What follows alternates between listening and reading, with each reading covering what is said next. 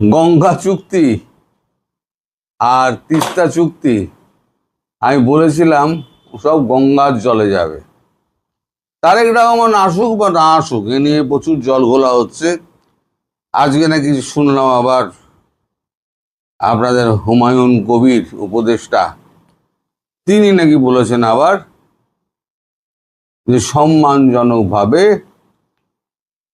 আমাদেরকে দ্বিপাক্ষীয় স্বার্থ দেখে নাকি এই সমস্ত কি সব বাতেলা বাতেলা দিয়েছে। হ্যাঁ, যাতে আমরা কান দিই না, এখন আর কান দিই না। এগুলো হচ্ছে সফট ডিপ্লোম্যাসির ফল।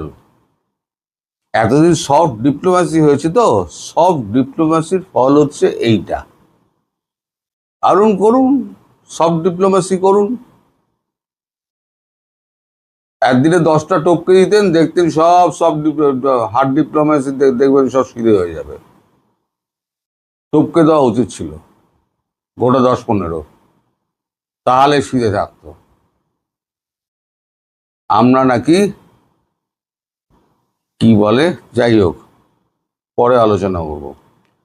এখন যেটা আলোচনা করতে বুঝি সেটা হচ্ছে গঙ্গা চুক্তি নারাজ নীতিশরা।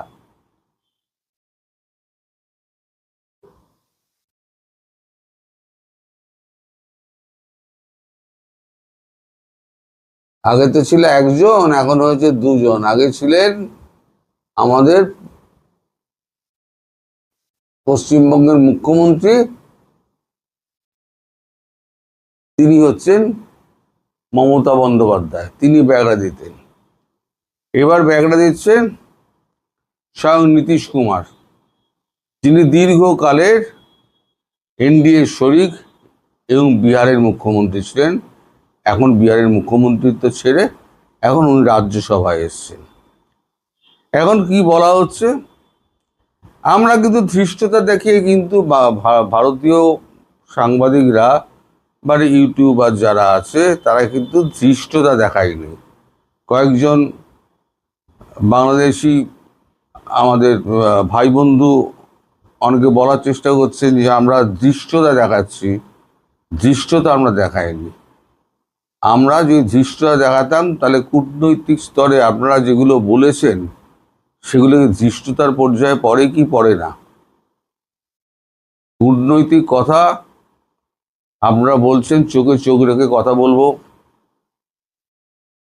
সমান উচ্চতায় দাঁড়িয়ে কথা বলবো, আরো অনেক কিছু বলেছেন। আমার তো অর্ধেক মনে নেই, এত কথা আপনারা বলেন, বাজে কথা মনে থাকে না। যাও কি বলছেন শুনি, মনে করবেন না আবার আমরা বানিয়ে বলছি। আমি স্ক্রিনে দিয়ে দিচ্ছি। ভারত ও বাংলাদেশের মধ্যে 1996 সালে সই হওয়া গঙ্গা জলবন্টন চুক্তির মেয়াদ 12ই ডিসেম্বর শেষ হচ্ছে। এখনও চুক্তির নবীকরণ নিয়ে দুদেশের মধ্যে আনুষ্ঠানিক আলোচনা শুরু হয়নি। ঢাকাকে নয়াদিল্লির খোলা বার্তা, বাংলাদেশের প্রধানমন্ত্রী তারেক রহমান দ্রুত দিল্লি এলে এই চুক্তি চূড়ান্ত রূপ পাবে। তবে এনডিএ শরিক জেডিইউ, জনতা দল ইউনাইটেড, এই চুক্তির বিরোধিতা উচ্চগ্রামে নিয়ে যাচ্ছে। এতদিন টিএমসি করতো, এবার জনতা দল ইউনাইটেড। জনতা দল ইউনাইটেড হচ্ছে আমাদের শরিক, প্রধানতম শরিক, কারণ তাকে উপেক্ষা করা যাবে না। যদি তিনি সরে যান তাহলে ইউপিএ সরকার পড়ে যাবে। এই শরিক দলের দাবি, এই ব্যবস্থার ফলে শুকনো মরশুমে বিহার পর্যন্ত জল পায় না। বিস্তীর্ণ অঞ্চলে কৃষি, পানীয় জল এবং শিল্পের জন্য গঙ্গার জলের ভাগ কমে যায়। ফারাক্কার জল ধরে রাখায় হুগলি নদীর স্বাভাবিক প্রবাহ ব্যাহত হয় বলে অভিযোগ। আর জেডিইউ সাংসদ তথা বিহারের প্রাক্তন জলসম্পদ মন্ত্রী সঞ্জয় কুমার ঝা অবশ্য এ নিয়ে একটা প্রবন্ধ লিখেছেন, যার শিরোনাম ভারত বাংলাদেশ গঙ্গা চুক্তি নিয়ে ফের ভাবা হোক। তার বক্তব্য, মানে ওই এটাতে লেখাতে তার বক্তব্য, গত 3 দশকে এই চুক্তির কারণে বিহার অনেক কিছু হারিয়েছে। যেভাবে এই চুক্তি হয়েছে সেভাবে অন্তত একে এগিয়ে নিয়ে যাওয়া উচিত নয় গোটা বিহার এবং দেশের স্বার্থে।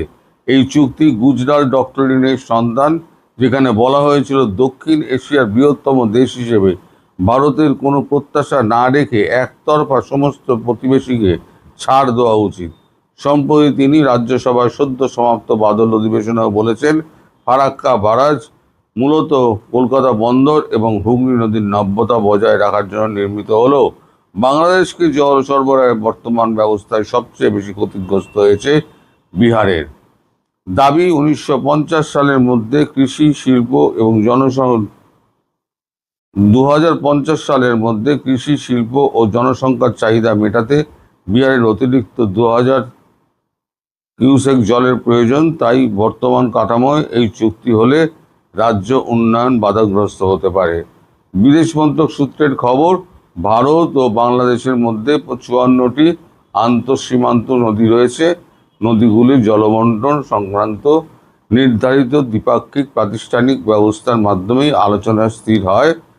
ফলে গঙ্গা জলবন্টন ভবিষ্যৎ নিয়ে আলোচনার পথ খোলা। আলোচনা কবে হবে তা স্পষ্ট নয়। নয়াদিল্লির বক্তব্য, ভারতের তরফে শুধু গঙ্গা নয়, সমস্ত বিষয় নিয়ে আলোচনার জন্য যতটা প্রয়াস সম্ভব তা হয়েছে। এবার একটি স্বাধীন বা সার্বভৌম দেশ হিসেবে বাংলাদেশ যে সিদ্ধান্ত নেবে, এটা নয়াদিল্লি মনে করিয়ে দিচ্ছে দ্বিপাক্ষিক সম্পর্কের ভিত্তি হলো শর্তহীনভাবে পারস্পরিক আস্থা, যেটা ওরাও বলেছিল। তার আগে বিদেশ বিষয়ক উপদেষ্টা হুমায়ুন কবির বলেন, আগামী মাসে ভারতে আয়োজিত ব্রিক্স সম্মেলনে প্রধানমন্ত্রীর যোগ দেওয়ার সম্ভাবনা ক্ষীণ। যদি পারস্পরিক বিশ্বাসের ভিত্তিতে উপযুক্ত পরিবেশ তৈরি হয় এবং সম্মানজনক আমন্ত্রণ আসে, তাহলে সেটা সিদ্ধান্ত নেওয়া হবে। সম্মানজনক আমন্ত্রণ কি এবার গলায় গামছা দিয়ে কন্যা দায়গ্রস্ত পিতার মতো গিয়ে বলতে হবে, হুজুর আপনি আমার ভারতবর্ষে এসে পদধূলি দিন? এইটাই তো বাকি আছে নরেন্দ্র মোদী, এইটা বলাটাই বাকি আছে। এবার আপনারা চাইছেন কি? এই যে আমরা এত সফট ডিপ্লোম্যাসি করেছি না, আমি বারবার বারণ করি, সফট ডিপ্লোম্যাসির যুগ চলে গেছে। এখন জিসকা ভ্যাঁস জিসকা ডান্ডা উসকা ভ্যাঁস, লাঠি যার হাতে তার হাতে ভ্যাঁস, লাঠি মারো সব সিধে হয়ে যাবে। ওই জন্য ওই 10টা টপকে দিলে পরে সব সিধে হয়ে যেত। তো যাই হোক, এখন তো নরেন্দ্র মোদীর সফট ডিপ্লোম্যাসির যুগ। নরেন্দ্র মোদী বুঝবেন, আরও একটুখানি সফট ডিপ্লোম্যাসি দেখান, আরও 2-4টে চিঠিপিটি পাঠান, দেখুন বাংলাদেশ নরম হয় কিনা। আর বাংলাদেশের থেকে আপনি কি আদায় করতে পারেন সেটাও আমরা দেখে নেব। তাই বাংলাদেশের যা কাণ্ড কারখানা দেখছি, তাতে মোটামুটি একদম রেডি হয়ে থাকুন উত্তম মধ্যম খাওয়ার জন্য। রেডি হয়ে থাকুন। যে কোনো দিন ধৈর্যের বাঁধ টুটে গেলে উত্তম মধ্যম এবং নিম্ন উচ্চ সব, উচ্চ থেকে একেবারে উত্তম মধ্যম সব হবে।